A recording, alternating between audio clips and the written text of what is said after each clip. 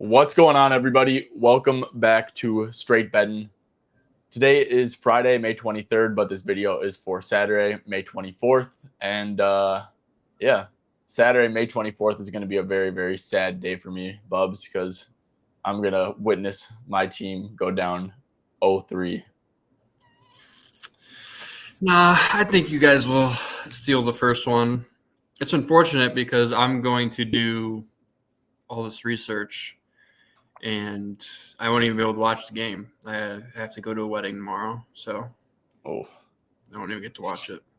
Damn, dude. You gotta have a little stream pulled up on the phone. I probably can tomorrow, but then I have another wedding next weekend that I'm actually in. One of my buddies is getting married. I'm a groomsman, so back-to-back weekends during playoff basketball is just kind of not ideal for me. Yeah. You're going to be like, congrats, bro, and all, but, like, honestly, dude, I wish I was watching Aaron Nesmith shoot threes. Yeah, 6 of them in, like, 5 minutes. Damn, yeah. I always hear people talk about, like, having, like, a wedding on, like, football Sunday weekends or some shit like that, and, like, that sounds terrible. But it's also kind of fucked that, like, our brains, like, are wired that way to think like that. Oh, it is. They have a commercial about it, that Mayhem commercial. Yeah. That's literally how I feel. Oh, my gosh. Yeah, no. We just I don't know. You'll have fun, though. Like, in the moment, it'll be, you'll be just, like, having fun, vibing. Yeah, congrats on the happiest day of your life. Can I watch the game? Can we go to the after party already? Yeah. Okay. All right, let's break it down. Actually, let's start off with an official pick. Wolves Thunder set the stage a little bit. I know I came in and said that we're going to go down 0-3. Well, I was lying. And I'm very close to making Wolves money line an official pick, especially on those exchange apps where you can get basically each side even. So I'm probably going to do that before the game. And so 2.5 point spread, 218 total. We're winning this game outright. I think we are. If you think about it, we're down 2-0. The Wolves went down 3-0 in the Western Conference Finals last year, dude. I have no doubt that this team's going to show up and compete. Going down 3-0 in back-to-back years in the Western Conference Finals is diabolical. I don't think that's going to happen. I think that we also, the Wolves look like shit. You look back at the tape, you're like, what do you even do to win this game?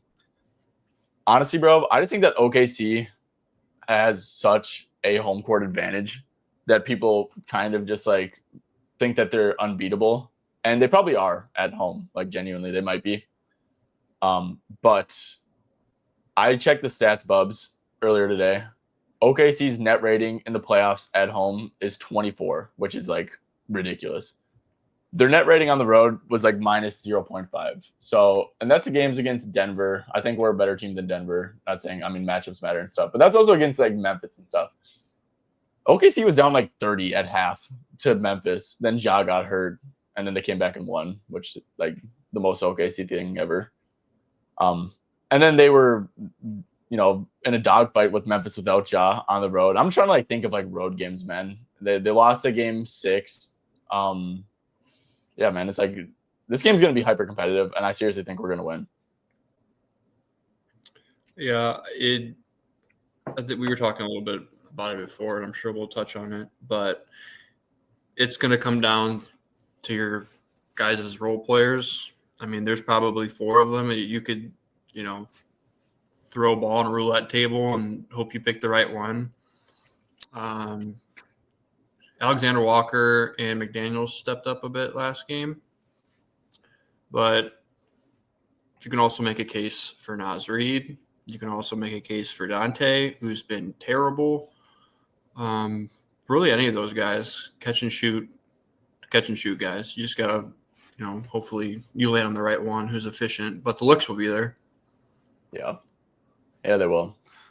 They weren't there as much last game because Ant was just forcing the issue and being aggressive. But they're still going to be there. Don't get it twisted. And they're going to be pretty wide open when they are. I think Ant's going to be in attack mode again. So yeah, let's get into the actual prop stuff. Bubs, let's start it off with the official play. I rolled with Mike Conley over 12.5 PRA at FanDuel. Let me quick see what this line is up to now. So 6.5 points. Looks like it got bumped to 13.5. I still like it there. But Bubs, this might be kind of crazy, right? Or it sounds crazy. Mike Conley is a plus 19 on the series, despite, and it's not like Mike Conley shooting 8 for 9 from deep in this series, and it's just like ridiculous shooting from him or something that's causing him to have an impact. He's actually 3 for 14 shooting on the series, and despite that, is a plus 19, and that's in 2 games that Minnesota has gotten their absolute shit rocked. So what I'm trying to say about Mike is that OKC, their strength, especially on the road, where the role players probably aren't going to hit shots as well, is turnovers, run and transition. Mike Conley is always one of the tops in the league in assist turnover ratios. He keeps care of the ball. And the thing is, his backups, whoever run the point, Dante, Nikhil, those two just have zero composure under pressure, and it just like creates a nervous energy to the whole offense. Turnovers will happen, bad passes, OKC runs. That just doesn't happen with Mike Conley on the floor because we actually take care of the ball. I think that Finch is going to go back and look at it, and I think that Mike has to play 30 minutes here. So obviously this is like a minutes bet PRA, but also, man, I mean, they're playing Mike in a pretty deep drop. Obviously, he's a spot up guy as well. Can benefit from the doubles on drives and the gap help. I mean, he had 13 PRA in game 1, 2 for 8 from the floor. Only 23 minutes, like I said, man. Really expect him to be around 30 this time. And then 28 minutes, only 9 PRA, shot 1 for 6. But let me just quick pull up this filter. Let's see, 25 to 30 minutes, I believe I used. So 25 to 30 minutes. Like I said, he played 28 last game. I just think that you have to go back and look at it and be like, yeah, we actually need Mike out there. 26 out of 34 games he's went over with 25 to 30 minutes. So, yeah, just a minute play here. But really like Mike Conley stuff. I think that he's just like absolute necessity to the Wolves, doing anything productive in this game. And, yeah, I think he's going to get rewarded with minutes because of that. Yeah, I agree. I also think it correlates kind of with you need Ant to be aggressive and score. That's kind of why I took Ant last game, because after the presser, they said they were going to move him off ball more, which benefited at times, but he always found himself back on the ball when Dante or Alexander Walker were in the game, because they just don't have that like creative niche, I guess, to create. So I think strictly just for Ant's benefit, you need a point guard on the court if you want him to play off ball more. You can't kind of put Dante and Alexander Walker in that combo guard role and expect the same production, I guess is what I'm trying to say. So, yeah, pretty much what I'm trying to say is I think that bet and the minutes wise for Conley correlates great with you need your best guy back at home down 2-0 to get going. Yeah, for sure. And it kind of sounds crazy calling like Conley best guy or anything, but he is. But he really is. I mean, it's like it's ridiculous. It's insane that he's a plus 19 in this series. Like with how they've gotten belt to ass. Like it's actually ridiculous that he's a plus 19. But yeah, it really just backs up like the eye test on how the offense flows. And you said Ant benefits from Mike Conley. You're 100% right. And so does Nikhil. So does Dante. Literally everyone benefits from Mike Conley being on the floor here because they don't have to do as much with the ball in their hands, and they can just like run normal offense because they have someone who can take care of the ball, handle ball pressure, and just get them into sets. Like I think you could literally make a case that like everyone needs Mike out there. If Ant's out there handling the pressure, you're just gonna gas him out, force him to play on ball. It's not gonna be good against his OKC defense. If you have Dante and Nikhil, they're going to be all sped up. The offense is going to be all sped up. There's going to be turnovers, transition buckets the other way. I just think Mike Conley's the answer. And that's how like the Wolves aren't winning this series when that's the adjustment to make. But shout out Mike, man. I think he's going to lead us to the promised land at least this one time in game 3. One of the best ways to increase your chances of success in sports betting is by always getting the best price in market, and that's why I am proud to shout out NoVig. NoVig is legal in 42 states, including California, Texas, South Carolina, and Minnesota. Since it's peer-to-peer, there doesn't have to be much house edge like you see on traditional sportsbooks, and because of that, when you look at lines on NoVig, they're going to be the best price in market a lot of the time. So do yourself a favor, try out NoVig. I have a sign up link down below in the description. And when you make your first deposit, make sure to use code BETTIN for a 50% deposit match up to $25. That's $25 they're giving you to play with. Do not leave that on the table. Make sure to use code BETTIN. That's BETTIN when you make your first deposit. Yeah, I think he'd be obviously really serviceable if he was like your guys' bench point guard. Like he could operate the second unit. You can kind of limit his minutes, but that way there's zero dip when the starting point guard comes off the floor. Obviously, that's the case. My biggest question is just as like, because I'm a big fan of these two. Do you think if Finch lengthened the leash earlier in the year for Rob and Terrence, that they could be some kind of a, I don't know, they can kind of fill that gap? No, Terrence is not really an on-ball guy, but Rob is. Yeah. I think Shannon could for sure. Shannon's like NBA ready as hell. Like he for sure could. Rob, I don't think Rob can compete on a playoff defense, you know. I don't think he can compete defensively on a playoff setting yet. And he's very like, yes, he can handle the ball, but he's also like very turnover prone. And that's just like young guards, right? Young undersized guards are never going to be like impact players early in the league. Right. So like even if Rob was getting like 16 minutes a night the entire year, which like you could easily make an argument that he should have been just for developmental purposes and stuff.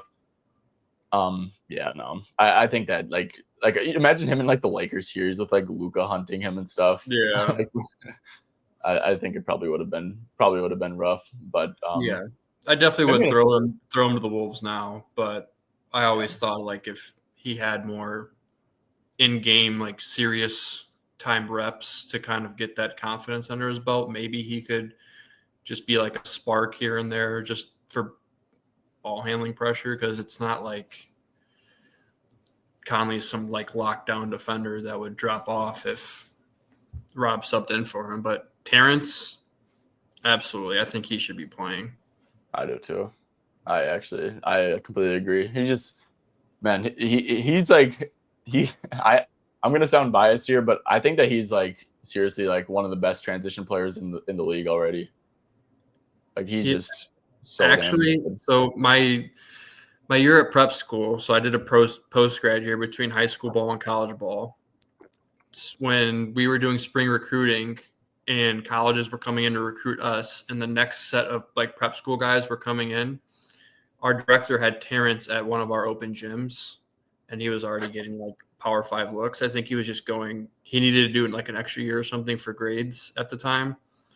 And he came in and gave all of us buckets. Like – I was like, who is this dude? And he was just dunking on everyone. No one could guard him. So it's kind of crazy to see him, you know, where he's at now.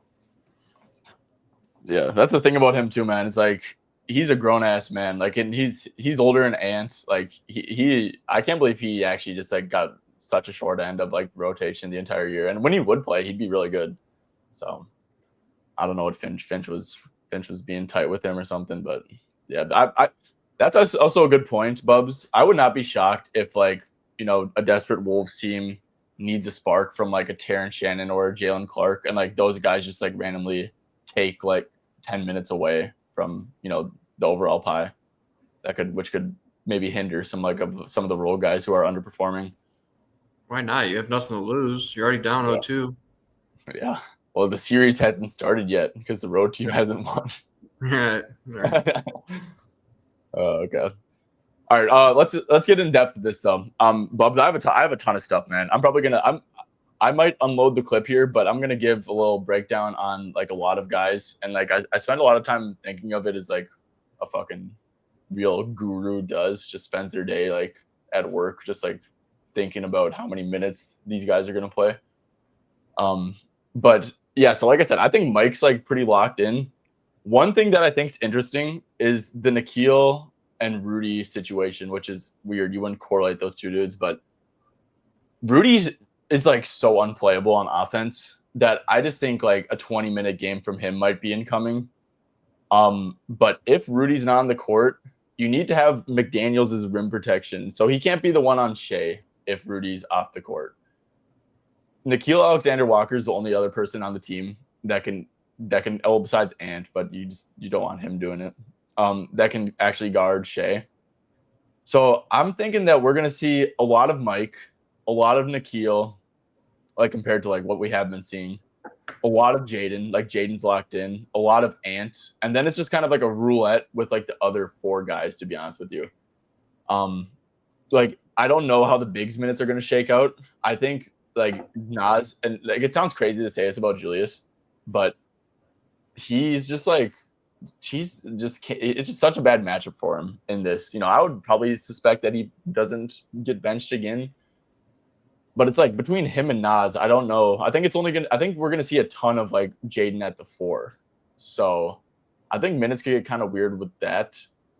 And then Dante, man. Like I said, I just think that Dante is like not useless, but kind of useless in this role as like Mike's backup.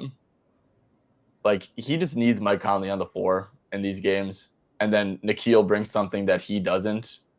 And you'd rather have Nikhil instead of Dante in this matchup because he can actually guard Shea. So I'm kind of thinking that Dante might have like an absolute shitter for minutes. Like I was kind of thinking about it. I would not be shocked to see like 14 to 17 minutes from Dante. But what are your thoughts on that right there? Yeah, I think if you are approaching this game kind of like where your head is at, especially with the role players, like don't look at minutes and stuff as like your kind of like your gauge tool, because something needs to change. It's just a matter of what Finch is going to go with. I do agree with Rudy. I'm not the biggest Rudy fan to begin with, and not even just for like defensive purposes. I just think offensively he's just so limited besides, the restricted areas and the putbacks and stuff. But if you play Ant on ball, you're going to need someone that can pass out of the short roll. And if you're going to play Ant off ball, he needs to have space to operate and get downhill. So obviously, your answer right there is Naz Reid, who can kind of space the floor, put pressure on the defense. He's not a terrible passer. Like he makes the right plays at times, like drive to collapse, find the open guy. He kind of gives that defense a different look, and it really just depends on what Randall you get. Like, is it the Randall that stops the possession, or is it the Randall that, within a second he's either passing, shooting, or driving? Yeah. I agree, man. I agree completely. I think, yeah, so Julius, but the thing is, I just want to say that because I think that Julius's minutes aren't safe. So if we just go like person by person, Ant, just give a quick lean. What do you think here? I'd lean over slightly. I think his aggression is going to look similar to last night. But what are your thoughts on Ant, real quick? Yeah, I mean, the same reason why I took him last game. He got a couple point jump. He just has to score, man. Obviously, game 1, he tried to make the right play. Didn't work out.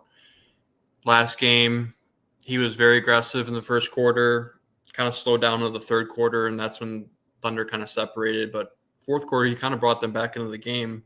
I mean, he's downhill, attacking. It's hard attacking every possession with that type of physicality against Dort, Caruso, Wallace, and all that, and not be absolutely exhausted. But he's a guy that competes and obviously gives a shit. So if 20 plus shots, you can live with the results regardless of what defense is getting thrown at him. Yeah, for sure. Julius, what are your? Like I said, man, I think that it's a brutal matchup for him, and I think that I think that his minutes aren't safe. So when I combine those two, we only get a 1-point drop from last game. I'd still lean under at 18.5. I just think that he's going to need great 3-point variance to go over. Yeah, matchup wise, definitely hard. It's tough for me because I'm like a big narrative guy for star players of a team coming off bad games in the playoffs. So, you always get that point discount, and you always think that they come out aggressive and respond well. But everything that he does well, OKC's defense negates. So unless you put him in like more pick and roll actions or like maybe some weak side cut actions, that's not really his game. You're pretty much asking him to do something that he's really never done in his career. Yeah. And the pick and roll actions, I feel like, are just going to be switches into post ups, into double teams, right? So you kind of just end up on square one.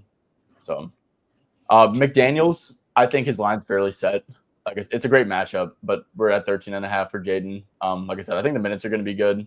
But I just think it's probably a fairly set line. What are your thoughts on Jaden? I think offensively, it's perfect for him.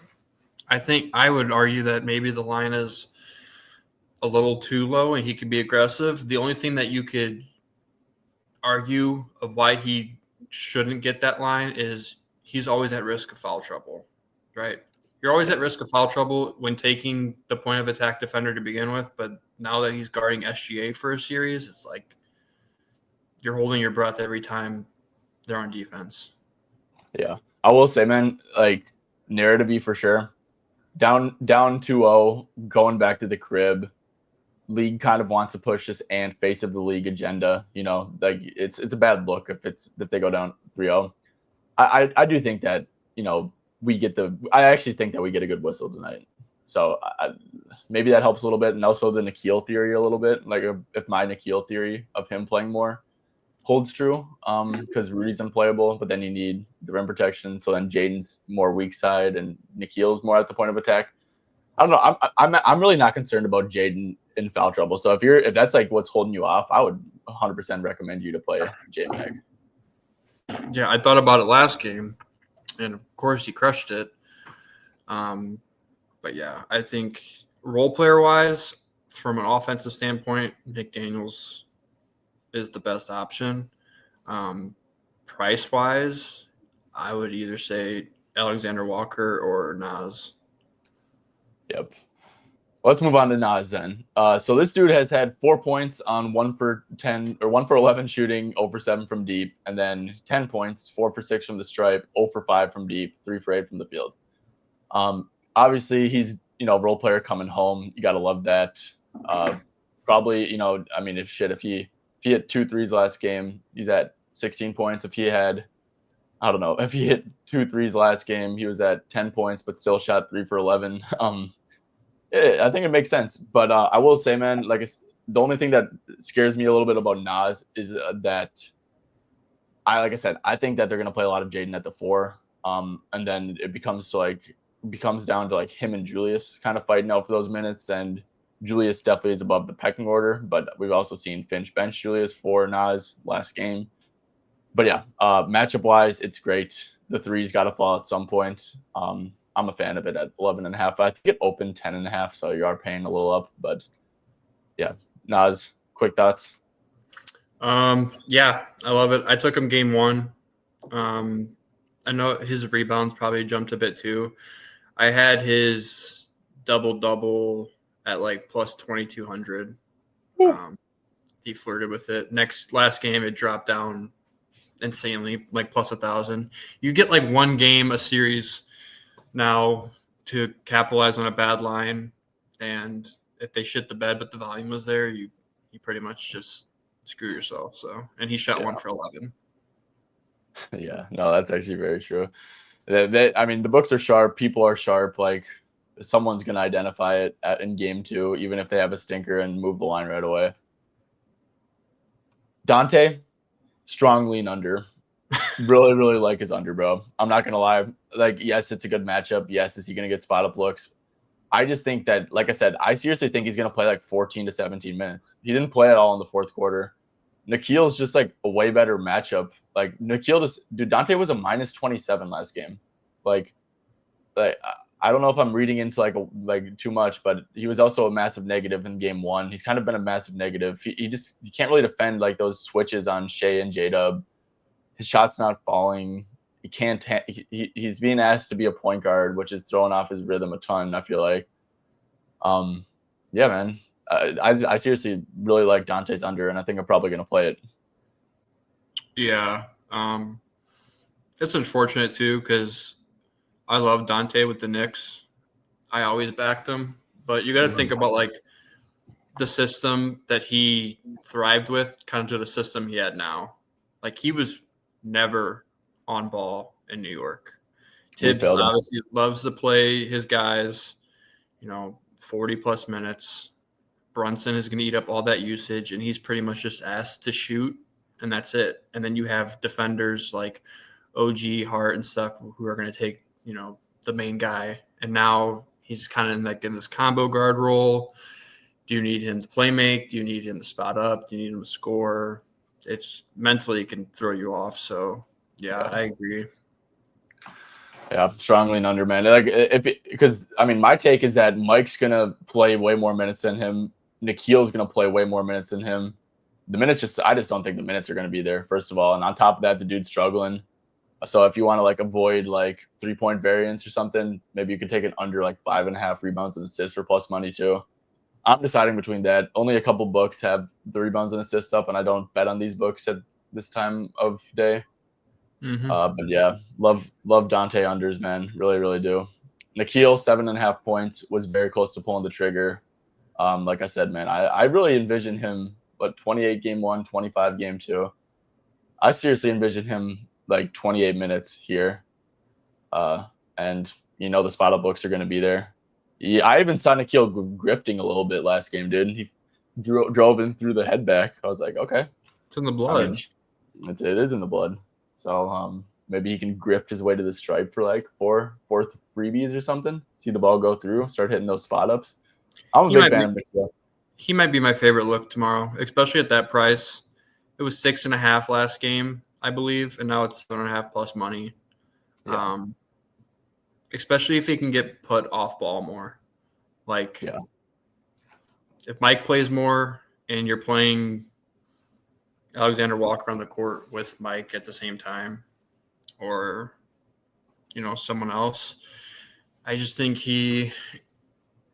there's more ways of playing than Dante, right? You can throw Alexander Walker on Shea. You can't do that with Dante. And I just think off ball, it just makes much more sense, especially at home. I don't know. I'm not really big into home and road splits, but in the playoffs, obviously you're back home in a familiar arena. He saw a couple go through last game. I think, things are trending upwards for him. That's probably my favorite look tomorrow. I just got to look into how I'm going to play it. Yeah. Next one, Rudy Gobert, 6.5 points, 16.5 PRA, under. I love this under too. Look, man, I just don't think he's playable. He's not playable on offense. He can't catch the ball, so none of his teammates trust him to throw him the ball. OKC ignores him. Dude, he's unplayable. I seriously think he's unplayable. Defensively for sure. I'm never gonna shit on Rudy's defense. Rudy's defense is unequivocally very, very good and very, very impactful. But man, against a team that swipes every single time you touch the ball and rips it out of your hands if you're not strong with it, I just don't it was so frustrating, man. He grabs a rebound and just they just take it out of his hands or slap it out of his hands, and it's I said, man, I seriously think that they gotta go away from the two bigs. I think that Julius and Nas both are a better answer. Under, man. Like I said, would not be shocked to see a really, really shit minute game for Rudy here. And he hasn't really done anything on a permanent basis in the series anyways. 5-9, 2-3 in 21 minutes. If that goes down to 20 minutes, probably gonna have a 10 PRA game or something like that. So yeah, he can only play drop coverage, right? Like Yeah, unless you switch to his own, however minutes he plays, you're giving that many minutes for Shea to just get into his spot, which is like the last thing you want to do. Yeah, exactly. Yeah, that's another thing too. It's like the defense, like yes, like he forces them into middies, which is usually good. But Shea is even J-Dub to an extent. They're just so comfortable operating there, and yeah, it's just like A midi I for just Shea is like a layup for anyone else. Like he oh wants 100%. Yeah, it's like he's the most automatic thing from the mid range that I've seen since KD, and it's just it really is a layup. So. All right, holy shit, Bubs. Recording says 29:50, and we just talked about the Wolves. Ready to spend 5 minutes on OKC? Yeah, it's OKC's a lot easier because this guy eats up 70% of the usage.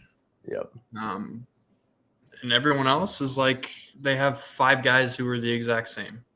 Yep.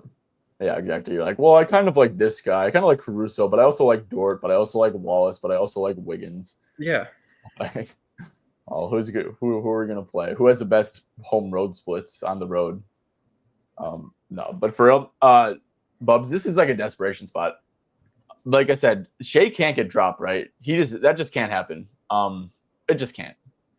It's just way too easy. You got to make Shea uncomfortable. Try what Denver did, but the problem is about Denver, which I also didn't mention, Bubs, for Randall specifically.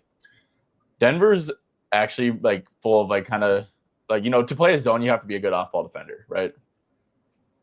Julius and Ant both stink at off-ball defense, like genuinely stink. So that could be another thing too, man. Is if they do elect to go zone, like Nas might be probably is a better defender if that's going to be the case, and that could maybe even be another out for Nas playing over Julius. You guys I know it was like a late last game, it's kind of desperation mode, and it's not something that you can consistently run for 4 quarters. But towards the end of last game, when you guys kind of made that run, and I believe it was Conley, Alexander Walker, and McDaniels, Nas, kind of like the lineup we've talked about. You guys were kind of throwing 2 on the ball every time Shea touched it, and everything else, it was like a driving kick with the role players. I think that would be beneficial. Obviously, you can't run it every possession, but like coming out of a timeout, end of a quarter, something like that, I think just showing him different looks would be better. But you can't sit in a drop coverage. No, absolutely can't sit in a drop coverage. There's got to be something else. Mm-hmm. I agree completely. So yeah, with OKC, man, it's like whatever you think that like whatever that Minnesota was doing last game, they're probably not going to do it again. Shea, like I said, man, I just don't think it's a good spot for him to get like 15 free throws again. I really just don't envision that personally. Like in Minnesota, I just think it's going to be completely different. Like if he shoots like 8 free throws, he's probably going under, right? And it doesn't get drop coverage for half the game. I kind of like Shea's under, bro. Whenever I fade him, and like the cherry on top is like fading him while being a Wolves fan, while being in a must-win game, and then he like drops like 34 and like a 3-point win. Like that's probably not very good for the mental health. So I don't know if I'm gonna do that. But I do actually like Shea's under, man. I think they just got to switch it up, and then like in correlations like that, obviously, man, like in that Denver series, you're like, okay, well, Shea's getting everything thrown at him, so I'm not really gonna play his stuff, but like who are you gonna look to if they do indeed throw the house at Shea, or throw zone, throw a ton of bodies? Like, what are you thinking? Who's going to step up here for OKC? I think Chet. J-Dub is like, have you seen like the Charizard or Pokemon meme of like Jokic, Sabonis, and Sengun? Yeah. It's the same thing with OKC, with like SGA and J-Dub. It's like placed, like when you watch them play, they're identical in what they like to do. But I think the price and who benefits the most is Chet. Especially if you guys decide to go with that smaller lineup and Rudy's off the floor, I could see Hartenstein not playing as much and them strictly just playing Chet at the 5. And if you think about like Chet kind of playing out on the perimeter and getting that space, 15.5 isn't really asking for much. No. I like Chet too, man. He had a great game last game. He shot 17 times. He was only 1 for 6 from deep, 8 for 17 from the floor. Didn't even shoot really good, man. And had 22 points. He had 5 potential assists too. And I think that's just kind of like I wouldn't even hate throwing, PA in there. Was this okay, you need like 3 assists, maybe not. Yeah, 15.5 points, Bubs. I'm definitely on board with you too. Like I said, someone else is gonna have to step up. You get Rudy off the court. There's really no one like that's protecting the rim like that besides McDaniels. Yeah, I think that Chet's someone who could definitely benefit from that. He's a Minnesota kid too.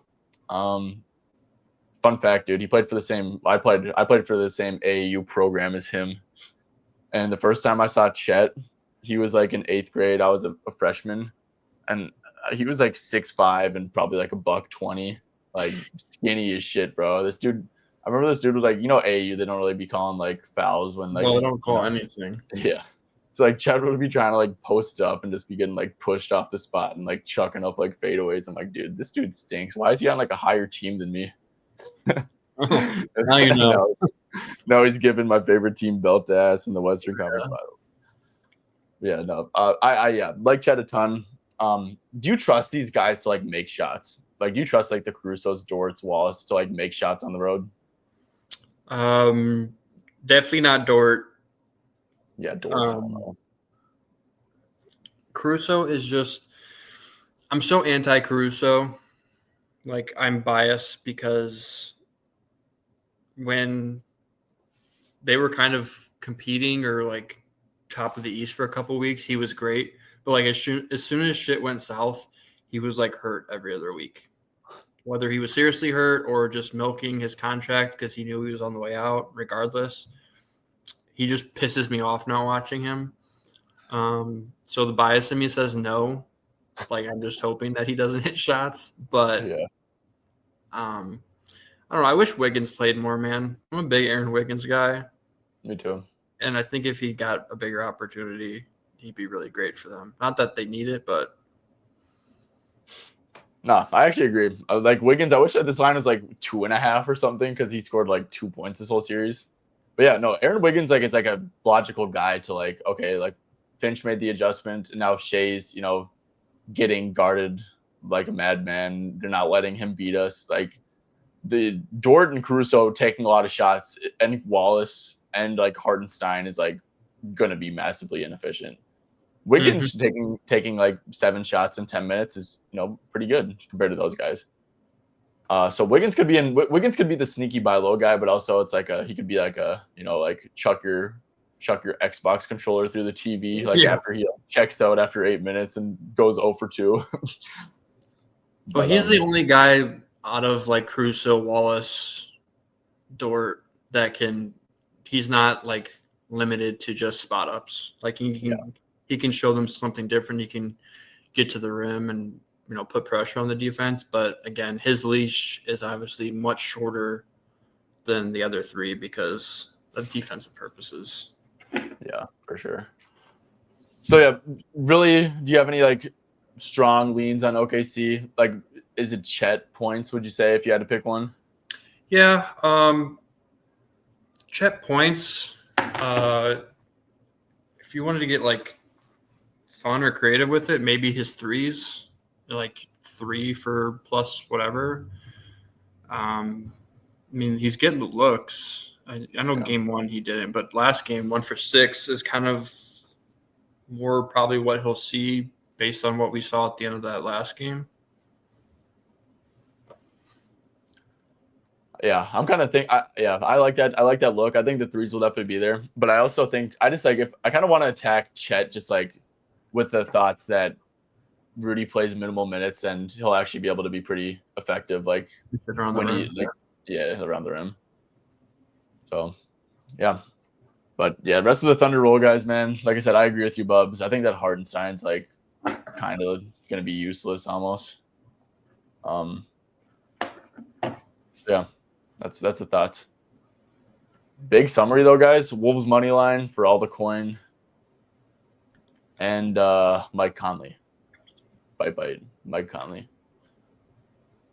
Okay, Bubs, do you have anything else? Any other looks that we didn't get to, or anything else you want to say before you dip out of here? No, I'll be rooting for your guys at this wedding. Hopefully, I can find a nice quiet corner so I can just prop my phone up on the table and watch. This is gonna happen, Bubs. You're gonna be like trying to stream it. You're finally gonna get the stream cooking. The stream's gonna turn on. First thing you're gonna see is, and then Shea heading to that free throw line. Yeah, I'll turn on the game and he'll be at the free throw line. The meme is, I just turned on the game and guess who's at the free throw line? Yeah, and then you're gonna turn it off and be like, maybe I should be present in this moment instead of watching this grifter. I'm gonna hit the bar. Oh, good. Yeah, guys. So yeah, Mike Conley PRA was the official play though. So yeah, Bubs, once again, thank you for joining me for this 40-minute yap sesh. 30 of it on the Wolves. Great even distribution. But yeah, make sure to follow Bubs on X, guys, at Bubs_bets. And yeah, make sure to like and sub to the channel. I never said that this video for a change. So if you guys did stay, make sure to like and sub, all that good stuff. And yeah, I'll catch you guys tomorrow.